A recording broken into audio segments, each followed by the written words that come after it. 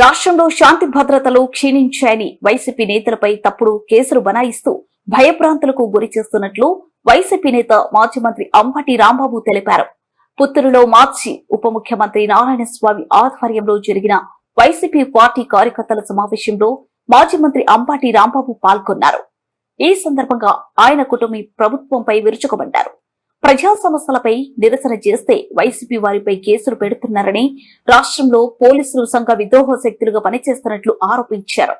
ఇది చాలా ప్రమాదకరమైందని, తనపై కూడా తప్పుడు కేసులు బనాయించి వేధించారని ఆరోపించారు.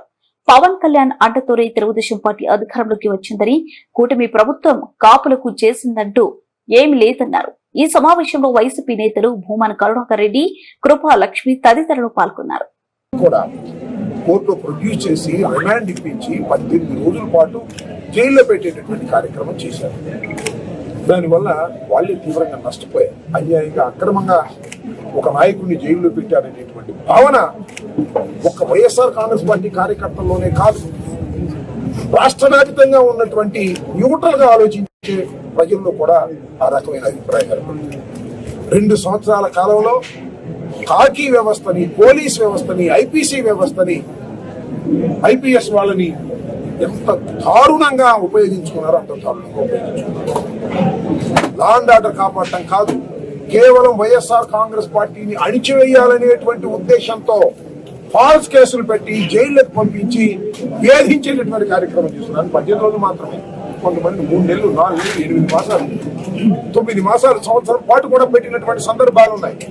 నేను ఈ సందర్భంగా మనవి చేస్తున్నా, పోలీసులతో మమ్మల్ని అణచాలని ప్రయత్నం చేస్తే అణిచేటటువంటి కాపు కార్పొరేషన్ పెట్టారు చంద్రబాబు నాయుడు గారు. వైఎస్ఆర్ కాంగ్రెస్ పార్టీలో మేము నిధులు కేటాయించాం, వైఎస్ఆర్ కాంగ్రెస్ పార్టీ నిధులు కేటాయించలేదు సక్రమంగా అని చెప్పేసి చాలా మాట్లాడారు. ఇవాళ 2 సంవత్సరాలు అయింది ఓటమి ప్రభుత్వం వచ్చి, పవన్ కళ్యాణ్ గారి అండతో వచ్చినటువంటి ప్రభుత్వం. నేను అడుగుతా ఉన్నా, ఏం చేశారు మీరు?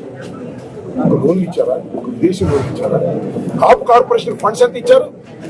అదే దీనిలో ఈ కాపు సంఘానికి సంబంధించిన వాళ్ళు రికమెండేషన్ ఇచ్చారు. దీని మీద స్టడీ చేస్తాం. నేను ముఖ్యంగా జనసేన నాయకులు అడుగుతా ఉన్నా, అయ్యా ఇప్పటికైనా మీరు ప్రభుత్వం మీద ఒత్తిడి తీసుకుని, ఎందుకంటే మీరు భాగస్వాములు కదా, కాపులకు అన్యాయం జరుగుతుందని గొగ్గోలు పెడుతున్నారు. లెక్కలు కనిపిస్తా ఉన్నాయి. కాపులకు సంబంధించినటువంటి కార్పొరేషన్ లో నిధులే కేటాయించుకోకుండా కాపులకు అన్యాయం చేసినటువంటి కూటమి ప్రభుత్వాన్ని నిలదీయవలసినటువంటి బాధ్యత జనసేనకు లేదని అడుగుతాం. ఎందుకంటే జనసేన అంటే కాపులు ఎగబడేసి ఓట్లు వేశారు. జనసేనకి వేయటం కాదు, సాక్షాత్తు చంద్రబాబు నాయుడు కూడా వేశారు. వేసే చంద్రబాబు నాయుడు అధికారంలోకి తీసుకురావడానికి బలిజిలే కారణం అనేటువంటి పరిస్థితి మన రాష్ట్రంలో ఏర్పడి ఉన్నది. కాబట్టి బలిజలకు ఏం న్యాయం చేశారు అనే దాని మీద పవన్ కళ్యాణ్ గారు నోరు ఎత్తవలసినటువంటి అవసరం ఉంది. నోరు ఎత్తకపోతే కాపులకు ద్రోహం చేసిన వాళ్ళు అవుతారు. ఎస్, మాకు ఇక్కడ కాపు సంఘానికి సంబంధించి ఈ రాయల్ గారు ఇచ్చాడు, జాతీయ కాపు సంఘం నాయకులు బలిరాయుడు గారు, గోపి రాయల్ గారు. తప్పనిసరిగా దీని మీద మేము స్టడీ చేస్తాం. ఎంతెంత కూడా ఈ సందర్భంగా నేను మనవి చేస్తున్నాను. ఇవాళ ఆంధ్రజ్యోతి లేదా TV5 ఇవన్నీ కూడా ఎంత దారుణంగా వ్యవహరిస్తున్నాయి.